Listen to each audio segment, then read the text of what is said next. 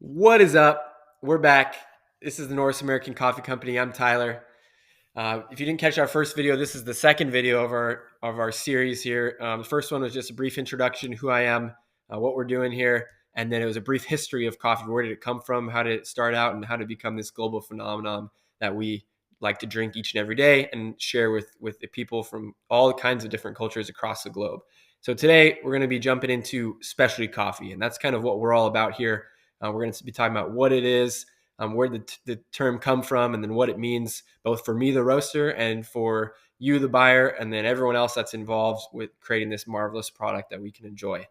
So jumping right into it, what is specialty coffee? So specialty coffee, believe it or not, was first coined by a Norwegian, Erna Knutsen. She was a coffee buyer and importer from the 1970s. She used the term to describe high quality coffee beans that were grown in specific regions and then had unique flavor profiles. Now, since then, the Specialty Coffee Association, who's kind of like the guru on all things specialty coffee, they describe it as a coffee that has been scored by a certified coffee taster that has a score of a minimum of 80 on a 100-point scale.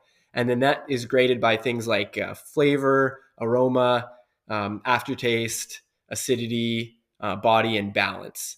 And what a lot of people don't know is coffee is actually harvested from trees. And these trees, on the trees, they grow these little fruits. That's what the beans are encased within.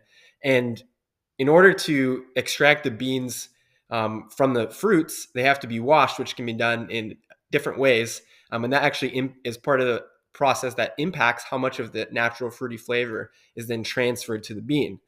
And now, as you might imagine, different geographic regions around the globe, they have different temperatures, they have different soils, fruits, and all kinds of different factors that play into the flavor that the coffee beans growing there then will have.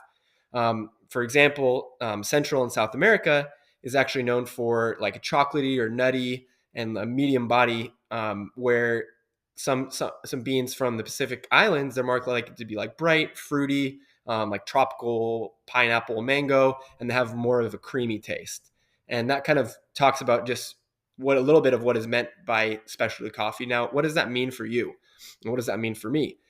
It's important because specialty coffee is more than just where the beans came from. It goes into all the quality control that is present throughout the entire process. So the farmers, they have to first identify these regions and then develop practices for growing high quality beans in that region. Then that goes into the shipping and getting them over here to me, the roaster. Now, me, the roaster, I have to take those raw product, right, the beans, and roast them in a way that will bring out those undertones that we want and the flavors and the consistency and all the different factors like we talked about, the aroma, the acidity, the balance, all that stuff. There's a lot that goes into it, and it's all a great experiment. So essentially what you're doing is you're just trying different things. We use a process known as cupping, where it's essentially a taste test where we're testing all these different things, seeing how they smell, seeing if we like the end result, and then taking meticulous notes, or using software to take meticulous notes so we know can repeat and know how we did it and how we can repeat that same effort or as close to it as we can, because we want a consistent quality product that we can then give to you guys. Something like this maybe. This is the Berserker's blend, and if you read here, it's got undertones of cocoa, caramel, and vanilla. It sounds pretty delicious. If you want to check some out, stick around. That's kind of just part of what goes into it, though. Like I said, it's quality, and some of those processes, right, may add some extra costs, which is why at the end, your coffee is a little bit more expensive than something you might get from Folgers or something you might get from the grocery store. But at the end of the day, do you want something generic and mass produced? We do all small batch roasting, and that's part of what goes into it. They're carefully monitored and controlled. We want to make sure that every roast that we have is top notch quality. We want to send it so it's fresh and it arrives to the customer, or it gets where it needs to go at the precise peak of freshness, and that's part of our dedication to you. So if you want to check us out, go ahead and try some of our roasts over at NorthAmericanCoffee.com. Until next time, stay caffeinated.